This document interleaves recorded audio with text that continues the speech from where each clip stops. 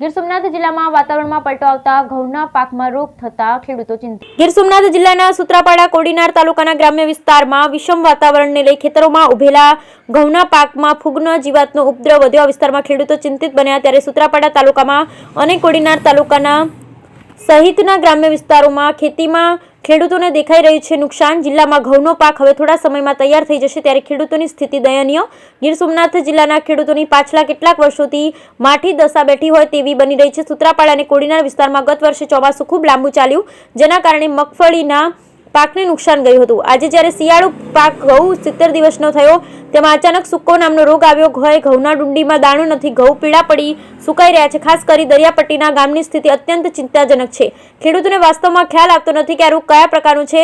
આ રોગ જીવાતના નિયંત્રણ માટે શું કરવું? રવિ પાક સંદર્ભે આશા હતી કે શિયાળુ પાક સારો લઈ શકશે, પરંતુ વાતાવરણની વિષમતા કહો કે ઘઉંની જાતની સમસ્યા પણ ખેડૂતોને કાંઈ સમજાતું નથી। ઘઉંના પાકમાં વૃદ્ધિ જ દેખાતી નથી, ડુંડી કાળી અથવા પીળી પડી સુકાઈ જાય છે। રાસાયણિક તેમજ જૈવિક દવાઓના પણ છંટકાવ કર્યા હોવા છતાં તેનું પરિણામ જોઈએ તેવું મળતું નથી। આથી ખેડૂતો ચિંતિત બન્યા છે। ગીર સોમનાથના દરિયાઈ પટ્ટી વિસ્તારના ગ્રામ્ય પંથકમાં અને ખાસ કરી કોડીનાર અને સુત્રાપાડા તાલુકા ગ્રામ્ય વિસ્તારમાં વાતાવરણને કારણે વિવિધ જીવાત અને ફૂગનો ઉપદ્રવ વધ્યો છે। ત્યારે ગીર સોમનાથને કૃષિ વિજ્ઞાન કેન્દ્ર ખેડૂતોની સહાયે આવી છે કે વીકેના કૃષિ વૈજ્ઞાનિકોનું કહેવું છે કે ઘઉંમાં જે ફૂગ અને જીવાતનો ઉપદ્રવ વધ્યો ત્યારે ખેડૂતોએ હવે પછી ઘઉંની સુધારેલી જાત જ વાવવી જોઈએ। નબળી ગુણવત્તા ધરાવતા ઘઉંની જાતને અટકાવવી જ જોઈએ અને ખેડૂતોને ભેજવાળું જમીન હોય તો ખાતર અને પાણી નિયમિતમાં પાવું જોઈએ તો રોગોની અટકાવી શકાય। અને હજુ આ રોગ નવો છે અને આની ઉપર સંશોધન ચાલી રહ્યું છે। ઓકે, પરિચયથી મારું નામ અશ્વિનભાઈ વાલાભાઈ જાદવ, ગામ પ્રસનાવડા, જિલ્લો ગીર સોમનાથ, તાલુકો સુત્રાપાડાનું પ્રસનાવડા ગામનો ખેડૂત છું। મારે 451 ઘઉંનું વાવેતર કર્યું છે મેં, અને એ ઘઉંની મારે આશા હતી કે એનું ઉત્પાદન 2 ખાંડીની ઉપર જશે અથવા 2 ખાંડી થશે, પણ અત્યારે એમાં રોગના અને કારણે અને ધોરા થઈ ગયા છે। એ પાક 4 મહિના પાક આવે એમ છે, અને એ પાક અત્યારે 60 થી 70 દિવસની અંદર એ પાક આવી ગયો છે, અને એમાં મને ઉત્પાદન 10 મણ થાય એવું છે। અમને સરકારશ્રીને અમને નિવેદન છે કે આથી સુધારો કરીને સારું બિયારણ ખેડૂતને પ્રાપ્ત થાય તો અમને સારી ઉપજ મળે અને સારું વળતર મળે, એવી અમને સરકારશ્રીને નિવેદન છે। ઓકે, નામ અને પરિચયથી મારું નામ જાદવ નરસિંહ, ગામ પસનાવડા, સુત્રાપાડા તાલુકો, ગીર સોમનાથ જિલ્લો। હું આ વાવેતર છે 120 દિવસ જાતની પાક છે અમારે। અટાણે 60 થી 70 દિવસમાં ઘઉં પાકી ગયા છે। હવે અમારે આ ધોરા હંક જેવા ઘઉં થઈ ગયા છે। તો અમારે આ ઘઉંનો સરકારશ્રીને એવી નમ્ર વિનંતી છે કે આવું બિયારણ સુધારો કરી શકે। એમાં કયો રોગ આવ્યો છે, શું છે આખી વિગત?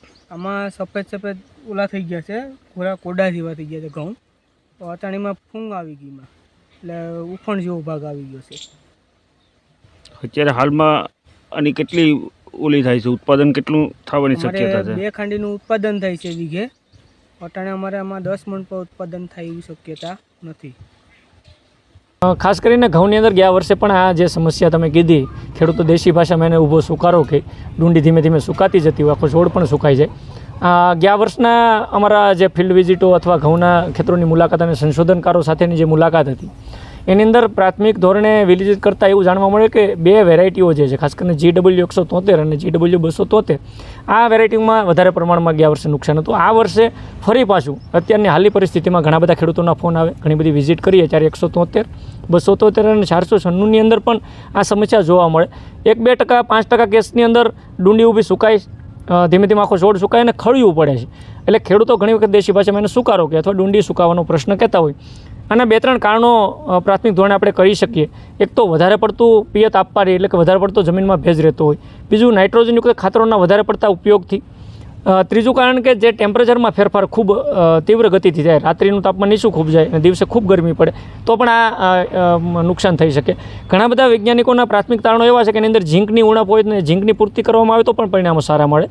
રોગ જીવાતના પ્રશ્નો પણ આની અંદર ઘણી વખત ફૂગજન્ય રોગ અને જીવાતો, મોલોમસી જેવી જીવાતો પણ આવતી હોય આ સમયે, તો એની અંદર આવા પ્રકારના સ્પ્રે કરવાથી પણ પરિણામો મેળવી શકાય। પણ સંશોધનોની અંદર હજી આનું પ્રાથમિક ધોરણે પૂરું સંશોધન થાય ત્યારબાદ જ ચોક્કસ કહી શકાય કે આમાં કઈ રીતનો રોગ છે, કયો રોગ છે અથવા કયા તત્વોની ખામીને લીધે આ વસ્તુ બને. એ પછીનો વિષય પણ ખેડૂતોએ આ કાળજી રાખવી જોઈએ. ખાસ છેલ્લી ભલામણ કે બિયારણ છે આવું આ વર્ષે અસરગ્રસ્ત વધારે પ્રમાણમાં હોય તો એ બિયારણ ન વાપરવું જોઈએ.